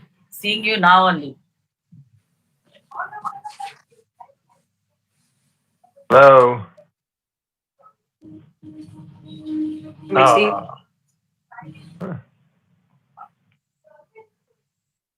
We had you for a moment, Dave, but now you've gone. Yeah. We've got Joe, but not Ryder. It's the way I go, Joe. I see you Dave, now. show your face a little bit more.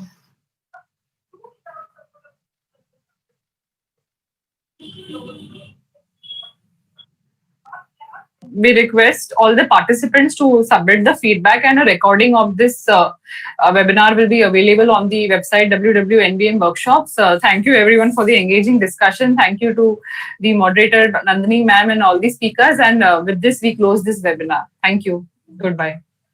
Thank you, Thank Shreya. Thank you. Bye-bye. Thanks, everyone. Bye-bye. Bye. It was very good.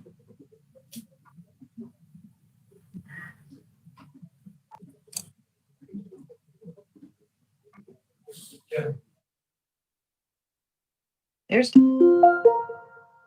Dave. But I don't know how to turn it off.